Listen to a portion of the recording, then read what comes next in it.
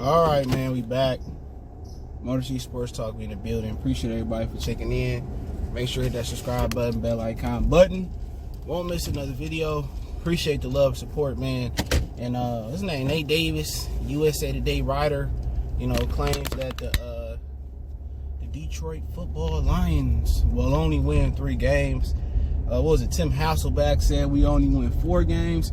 If they said we're going to win 3 or 4 games, it must be true. You know what I'm saying? I say that with a lot of fucking irony. But hey, I'm going to just say this, man. He got the Lions finishing with, I think, the second worst, with the worst, tied for the worst record in the league with the Redskins, Arizona Cardinals, and there's another team out there as well, too. But, it is what it is. It's always that team that pop out that ain't expected to do much, that do much. In the NFL, even before training camp and preseason, the NFL is so tough to predict because you're going to have training camp injuries, you're going to have preseason injuries, you're going to have, ageless wonders, or you're going to have ageless wonders finally age, you're going to have veterans, some veterans fall off, you're going to have a lot of different things going on, man, and it just happens, you know what I'm saying? It just, it happens. You really can't predict.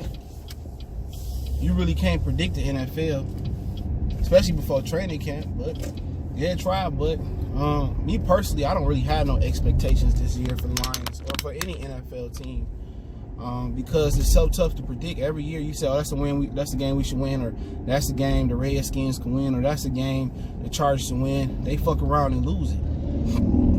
You know what I'm saying? That shit it's so unpredictable. And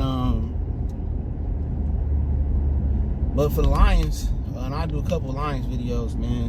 For the Lions, that'll break a lot of people's heart if they only won 3 or 4 games. To be real, and I can't speak for nobody else with a voice, with a media outlet or on YouTube, but it wouldn't surprise me if they won 4. It wouldn't surprise me if they won 4 games, 3 or 4 games. It fucking wouldn't surprise me because it's the Lions in the organization. You know what I'm saying? Nothing surprise. It wouldn't surprise me if the Green Bay, won 4 or 3 games. Because Aaron Rodgers can go down. If Matthew Stafford go down, then whatever dude named Nate Davis, whatever said, he looking like a prophet. But the I just think the reasonable expectations for Patricia and Quinn, even though I know Martha Ford to be like Biggie and get him one more chance. Nate is the floor for me. Anything less than 8-8 should be instant fire. Soon as 8-8 ain't possible no more, he should just fire everybody. Just let them know you can finish the year out, you fired. That's just my point of view on it. Anything less than 8-8, even if it's Matthew Stafford getting injured, and then you should have had a better backup plan. But it's a lot of expectations being put on, and my big thing about the Lions, where I see the big improvement is, where the big improvement should come from, is a functional offensive coordinator. That's the biggest improvement. A functional offensive coordinator. That's the biggest improvement. The defense came around. Patricia, I think he's solid. He the real defensive coordinator. Pasqualoni just getting a check. You know what I'm saying? Patricia the real coordinator. And I think, if they get Snacks in there to solidify the run defense, bring Slay in there, pay him, and everybody stay healthy, then, I think the defense should be solid. It should. Yeah, we got questions still at the number 2 cornerback spot. And I ain't gonna say I'm so confident in the secondary because, Tracy Walker, even though we expect him to perform, why not he's gonna be a full-time starter? You never know. You don't know until you know, in my Meek Mill voice.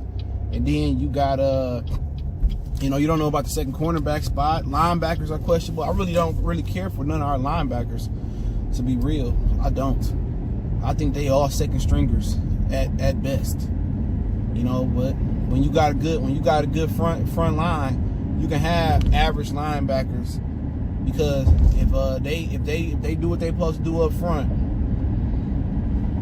and they able to provide that pressure and keep the linebackers clean, I think a few of us can go out there and go sideline to sideline and plug the holes. So, you know, that is what it is. I'm not a fan of the linebacker core. I can't really speak on Tanani, but I ain't a fan of really none of them dogs. They okay. They wouldn't nobody. They ain't no dudes that I'll be, you know, praising starting. But when you got the defensive line they got on paper, it shouldn't really fucking matter. You know what I'm saying? But offensively, like I said, you know, with a functional offensive coordinator, with a structure system, improving the work system, not no system that, you know, Jim Bob Cooter just threw some Madden plays together and said, oh, this should work. With a functional system, with a functional coordinator that knows how to install the first 10 or 20 plays, and know how to make adjustments, that know how to run the ball. If they run the ball and Stafford is adequate off the play action and make the throws downfield, they should be okay. They really should be okay. But the health is always the key through training camp, preseason, through the season for every team. The health. And you can't take it for granted. But like I said, I can't put a number on it, man. We do this every year. We should win that one. We should win this one. Can't put a number on it, man. I think they secured themselves by getting Hockenson, by getting Jesse James, and bringing. I think they brought the Toyota guy back. I think, and the guy to Georgia who was a high school All-American, Norto, whatever his name is. I think they got nice depth at tight end, but I see some questions. You know, where a lot of people concerned about the Detroit Lions, I can attest. I'm concerned about the linebacker core, concerned about the secondary going in, because last year we thought it looked good on paper and it sucked. So that's just my concern. Even though it looked good again on paper, that's a concern. The right guard position is a concern. I'm not even gonna speak on offensive line. I got a video coming on that, but there's some concerns. I know Rick Wagner he's in a contract year. Graham Glasgow in a contract year. In the right guard position, Kenny Wiggins, the big fella from Wisconsin, Terrell Crosby. You know, I think he may take over at right tackle this year if Rick Wagner don't do well. But when the money on the line, Rick Wagner might perform. But if he already packed it in to retire, look for Terrell Crosby to steal that shot. But if he trying to get paid and move on, then look for Wagner to be straight. You know what I'm saying? I'm looking for Wagner to get pulled. But if he looking to make that bread future, he gonna ball out this year. That's just how it is. And somebody gonna be stupid enough to pay him. The running game, C.J. Anderson came in shape. He on a 1-year deal. He looking to cash in. Kerryon Johnson, we already know what he about. People say, oh, we got concerns about this. He got hurt one fucking year. One time he got hurt. Like, what? I mean, come on now. It happens. Now, if he get hurt again this year, then we'll see. But he was gonna come back if they was in playoff contention. That's what people fail to realize. He was coming back. But like I said before, I can understand one of the concerns is, man, and you know, around Matthew Stafford every year, it looked like he got weapons, and then we end up saying he ain't got weapons. Oh, Stafford got weapons this year, and then this guy Jones go down, and that guy go down. But with Galladay, if he should take the next step. Jones should come back good. Danny Amendola, I think he should provide him a target across the middle. But I think the intrigue with Amendola, and I know somebody voiced their opinion in a live stream saying, well, Amendola ain't really that good. And I said, it's just not about Amendola. He ain't no Golden Tate, but it's the fully functional offensive coordinator, and he got threats across the middle that he can control the middle with this year. It just ain't Golden Tate, you know, being the slot receiver controlling the middle, you know, or him. They able to bracket and take him away. It's hard to bracket and take away Danny Amendola, and then if Hockenson or Jesse James come in and they functional across the middle, that's hard to take. He got a running mate. He got a PIC, a partner in crime. And if Golden Tate had a partner in crime, I believe that he would have been way more effective in that offense. So, you know, with last year they just didn't have a tight end that came in and do it. Jim Bob Cooter didn't know how to utilize the tight end. So there's some concerns, but I'm kind of pleased about what the moves they made this offseason. And the biggest acquisition they made was an offensive coordinator in Darrell Bevell. And I think if he's functionable and he got a good mind like I think he do, I think they'd be all right. But they say we doing 3 or 4 wins, so be it. Ain't no pressure on nobody really but Bob Quinn and Matt Patricia. But Bob Quinn can't control it. He put the team together, and right now he got a ride on it. But ain't no expectation, so we can just sneak up on people.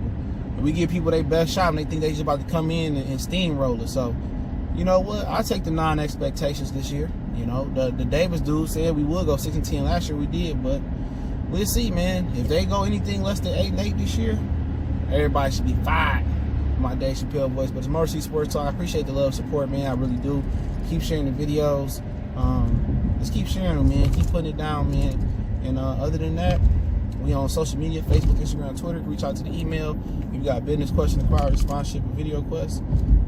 Other than that, man, all that links in the description. You want to make a donation, that link's always there. Best donation you can make is just share the video somewhere. One time for the one time. I know what the business is. We gone.